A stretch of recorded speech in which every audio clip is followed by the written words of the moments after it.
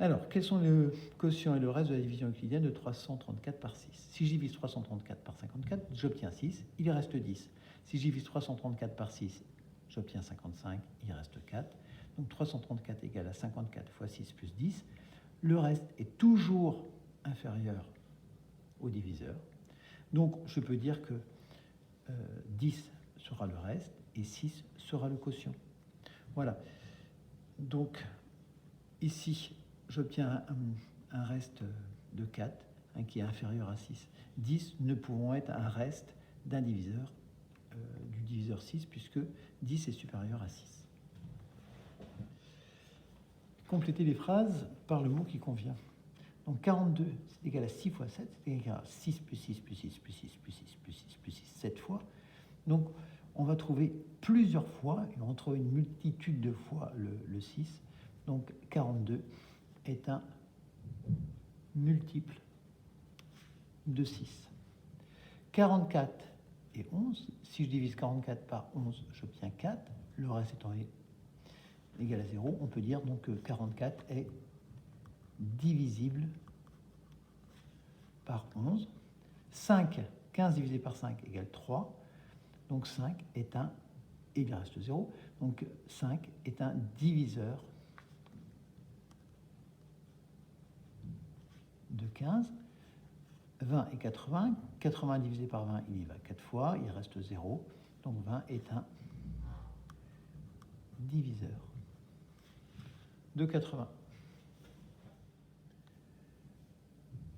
Donner 4 multiples de 8, bien 8 fois 2, 16, 8 fois 3, 24, 8 fois 4, 32, 8 fois 5, 40. Hein, c'est tout simple. Exercice 4, donne tous les diviseurs de 24. Donc, je commence par regarder le chiffre des unités, donc qui est 4. Donc, c'est divisible par 2.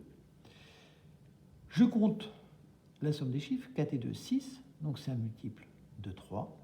Je regarde les deux derniers chiffres, 24, qui est un multiple de 4. Donc, je peux dire que, voilà, je vais pouvoir diviser, on peut diviser 24 par 2, ce qui va donner 12, 24 par 3, qui va donner 8, 24 par 4, qui va donner 6. Donc, je peux dire que 24 est égal à 2 fois 12, 24 est égal à 3 fois 8, 24 est égal à 6 fois 4. Donc, 6 est divisible par 2 et que le quotient est 12, le reste étant 0.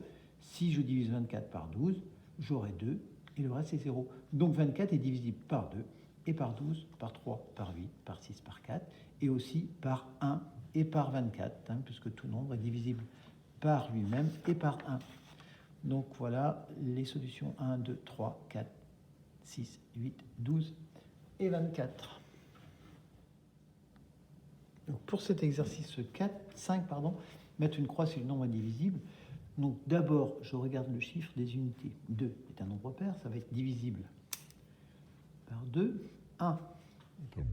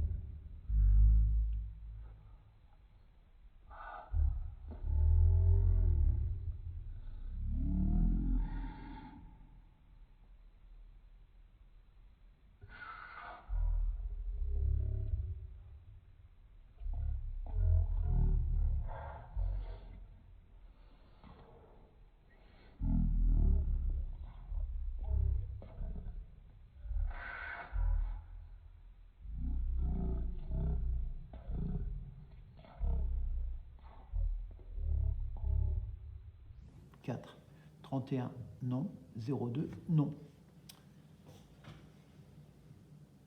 Vous pouvez autrement consulter la vidéo que j'ai faite sur les nombres divisés. Donc pour cet exercice 9, pour ce problème, donc Théo doit lire un livre de 100 pages. Le lundi, il lit 10 pages. Il le termine en lisant le même nombre de pages chacun des 3 jours suivants. Combien de pages a-t-il lu chacun de ces 3 jours? Donc je peux faire un schéma. Ici, j'ai mes 100 pages que j'ai représentées par 10 cm, c'est-à-dire 1 cm représente une dizaine. Donc 100 mm. Le premier jour, donc il lit 10 pages.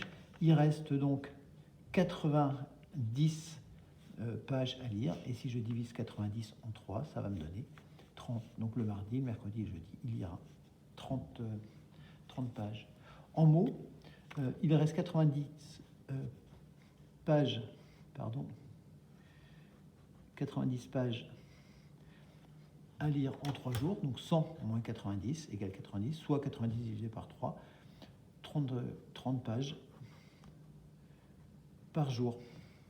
Donc au niveau de la rédaction, je fais 100 moins 10 égale 90, 90 divisé par 3 égale 30, et je traduis par une phrase. Théo a lu 30 pages par jour, les 3 derniers jours. Voilà, j'insiste sur le fait que vous n'allez pas trouver forcément la solution tout de suite. Il faut passer par une traduction dans votre langage naturel, c'est-à-dire soit en schéma, soit en mots, soit un mixte des deux. Pour la correction du problème 7, donc vous lisez l'énoncé une fois, 2 fois, et vous allez traduire cet énoncé dans votre langage, soit en schéma, soit en mots. Alors en schéma, donc Juliette souhaite ranger l'ensemble de ses 98 CD dans des boîtes pouvant contenir chacune 20 CD. Combien manque-t-il pour que cette dernière boîte soit complète? Donc là, j'ai 20 dans la première, plus 20, ça donne 40, plus 20, ça donne 60, plus 20, 80. Il manque, pour arriver à 98, il manque 18 CD, donc il restera 2 CD dans la boîte, c'est-à-dire 20 moins 18 égale 2. Ou vous pouvez choisir davantage de mots, en mots, en chiffres. Dans la première boîte, il y en a 20, plus 20, ça donne 40 dans la deuxième, plus 20, 60, plus 20, 80. Il manque 18 pour arriver à 98, donc il restera 2 CD dans la boîte. Donc ces 98 CD, là c'est la rédaction, 98 divisé par 20, il y va 4, donc 4 boîtes complètes. J'aurai dans ces 4 boîtes les 80 CD, il restera 18 pour la dernière boîte. Donc Juliette devra acheter 5 boîtes de 20 CD. 4 boîtes seront complètes et la 5e aura 18 CD. Donc il manquera, si je fais 20 moins 18, il manquera 2 CD dans la dernière boîte pour qu'elle soit complète. Voilà.